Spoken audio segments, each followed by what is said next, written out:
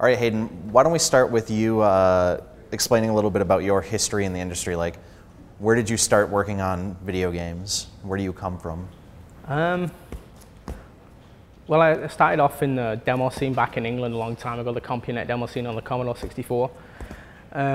Used to do demos and things like that, you know, graphics for demos and small games that me and friends would do, like in probably about 84, 85, something like that.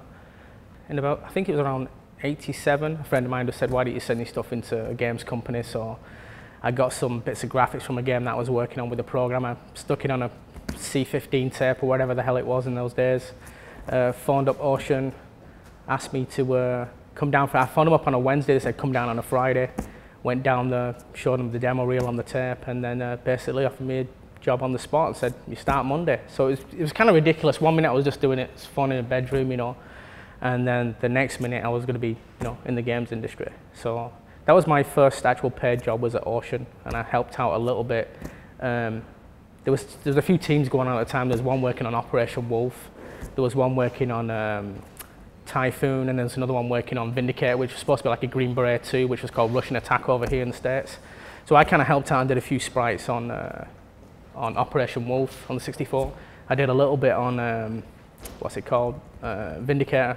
I don't know if they were ever used or not, but that's like the first work that I ever did, paid for a company. And then they put me on, it was called Daily 88 at the time. I did a little bit of time on that, and then I ended up leaving. I couldn't put up with the pressure at the time. I was still too much of a noob to be putting up with someone standing over my shoulder, you know, making work. I was just so used to sat in a bedroom 2, 3 o'clock in the morning, creating graphics and just, you know, chatting with friends and stuff. So I wasn't quite ready for the game industry then, but I did actually go pretty much straight into another job. So most of my working time was in England through the 80s and 90s in the northwest of England. I worked at Binary Designs on Double Dragon on the ST, worked on the ST version, the Amiga version, and I converted the graphics on that. I mean, just being around a place where they had an arcade cabinet where I could just get on and play it for free play was like a big deal for me. So sometimes we'd work late at night and I'd just be playing that game and be able to finish it with just the elbow move with one credit. So I thought that was awesome. So yeah, I started off as an artist.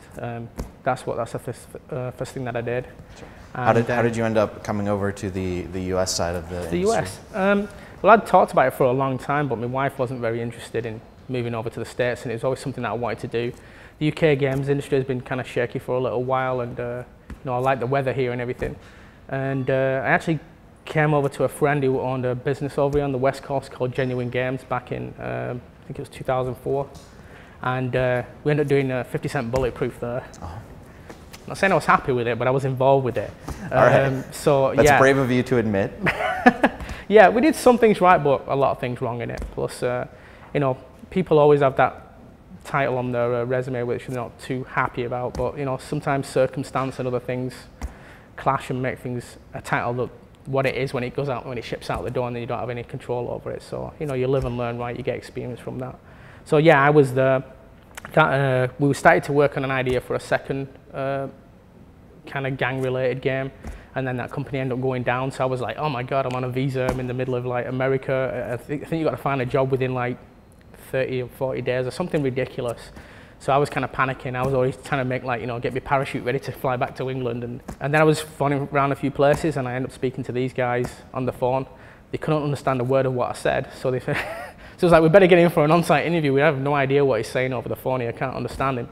So I came on board, I spoke to them. They were only probably about 11, 12 people at the time. They showed me Darksiders, what they had of it. It was really early on. Told me the premise of the game, and I was in love with it. And then afterwards, when I found out that Joe Mad was involved, I was a big fan anyway, because we'd done Wolverine's Revenge on the Xbox and PlayStation. We actually based our visual style on Joe's style and Lionel Yu. So being able to work with Joe was like, that was a huge, huge plus for me. So it was a bit of a risk, you know, I've got a family.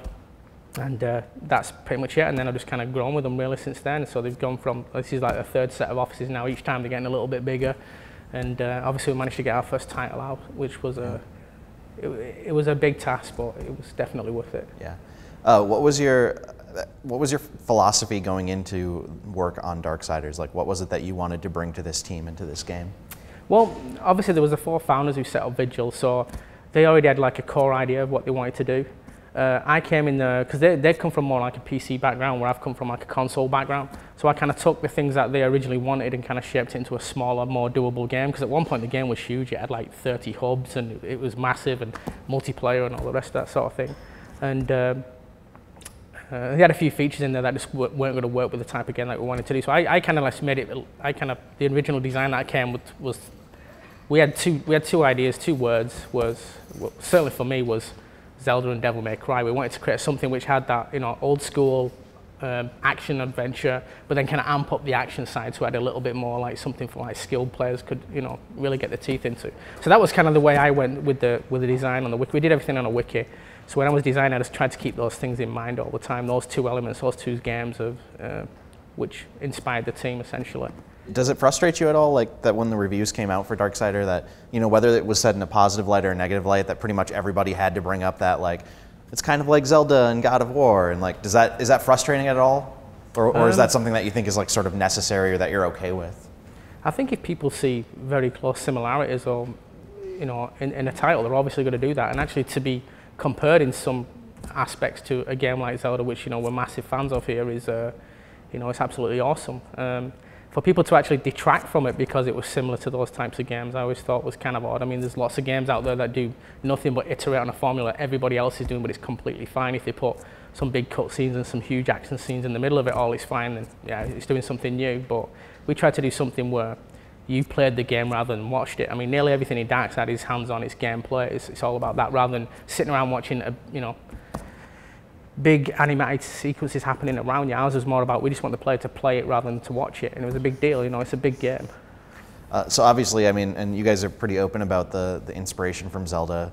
Clearly, you're big Zelda fans. I'm curious, what is your favorite Zelda game? Ocarina. Ocarina of Time, yeah. We were having an argument in the office about whether or not Ocarina or Twilight Princess is better. Twilight Princess, actually, I'm not a massive fan of that one. I think that's probably one of the weaker, and I wasn't too big on Spirit Tracks either, but I think Ocarina of Time was definitely the one that I enjoyed the most playing.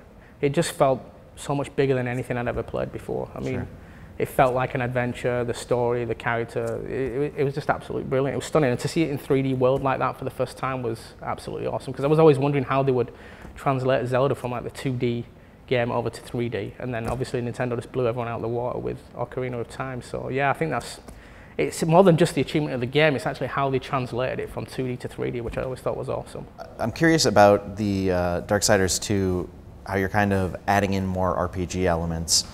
It's kind of moving you away from that. I don't think people can look at the game in the same way and say, well, it's just Zelda meets God of War anymore. Was the decision to add in more RPG elements meant to differentiate yourself more, or is it just something that feels right for the series? Is it a direction you want to keep moving in? There were certainly some of these aspects of the RPG element were kind of in the original design docs very early on.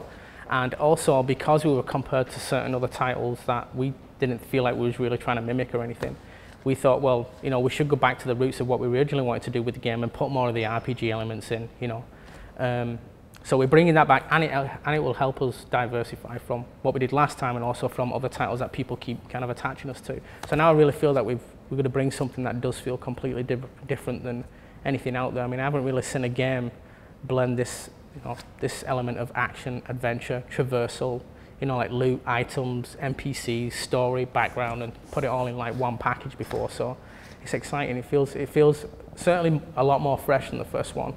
And it's interesting too. I mean, definitely RPG elements are showing up in more and more games these days, but you're seeing a lot of RPGs like BioWare's games that are moving more towards the action side, and you're kind of doing the opposite. You're moving more towards that RPG side.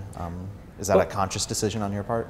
I think we'll never lose the certain action element of it, because we still want the skilled player to have something to enjoy, right? Because anyone can kind of grind on stuff and get items out, and that's how you achieve things usually in like RPGs and things like that. But with ours, there's still a level of skill where someone who's good at combat can kill a creature quicker or get through an area quicker, like can traverse in a more slick manner using timing and rhythm and things like that. So there's definitely a big element of skill and action that we'll never want to lose on the Darksiders franchise, because it's what makes it Darksiders, right? I mean, everyone always compared it to be a more mature version of like Zelda, and it's usually because the combat, the visceral combat, cutting guys in half and things like that. So We certainly won't lose that element. We just wanted to add a few more layers on there that we really wanted to do on the first one. We had a lot more, we had several more other NPCs in the original game that we just had to cut out of the game because we didn't have time to flesh them out. You know, pretty much everyone you met in Darksiders 1 wanted to kill you.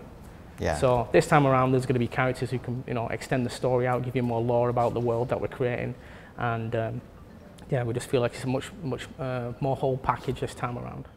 I know one of the things that I've heard from the team over and over is that when you originally started creating Darksiders, the intention was, of course, to have the 4 horsemen, to have it be sort of a co-op, 4-player co-op experience with all 4 of the horsemen, and then the ending to Darksiders 1 certainly kind of heavily implied that maybe that was a direction that the sequel would be moving in. Obviously, that's not the case with Darksiders 2. Is that still something that, as a studio, that you want to do at some point? I think that we see that as like the holy grail. Sure. You know, it's hard enough doing a single-player, huge action adventure with the certain elements that we're putting in, but to try and, because the first game, right, we was redlining and everything. It was a new product, new team, new tools, all the kind of bad things that you usually have with a brand new project. So we see this Darksiders 2 as nearly like a half step in the right direction of where we want the third one to go.